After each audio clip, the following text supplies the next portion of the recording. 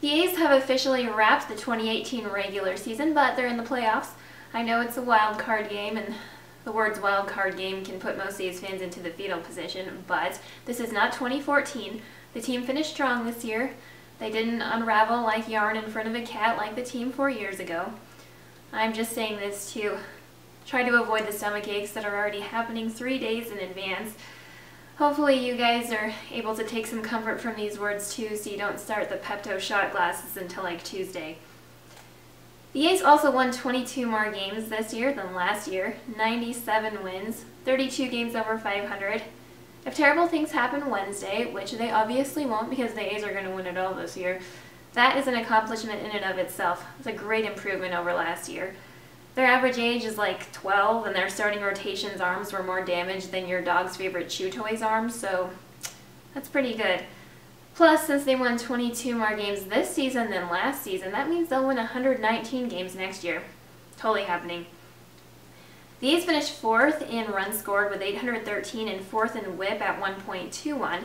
Their run differential was actually positive this year, 139. They're tied with Detroit for the 15th fewest errors with 88.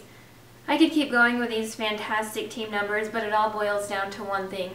The A's are awesome. They were just trying to trick us with their performance the prior 3 years. So the greatest story this year, I think personally, is Jed Lowry, who has had a career year in his mid-30s. He's a few years older than me, so it gives me hope that the best is yet to come for me. He finished with 23 home runs and 99 RBI. His prior career highs before then were 16 for home runs in 2012 with the Astros and 75 in RBI in 2013 when he was just a spring chicken for the A's. He also had a career high in walks with 78. It's probably because he inspired fear in the heart of all opposing pitchers and a lot of swooning in the hearts of fans. Chris Davis also had monster production again this year, 48 home runs and 123 RBI, both career highs.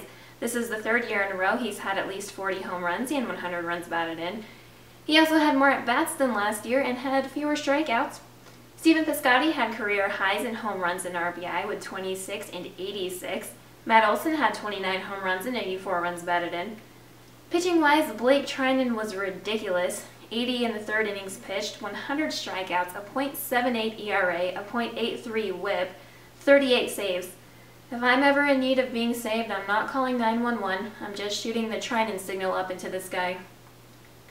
This year has been amazing. I'm sure the postseason will be even more amazing. 2018 World Series champs, here we come. Now get your tushies to Costco and buy the biggest container of Tums that you can find because we're probably going to need it over the next few weeks.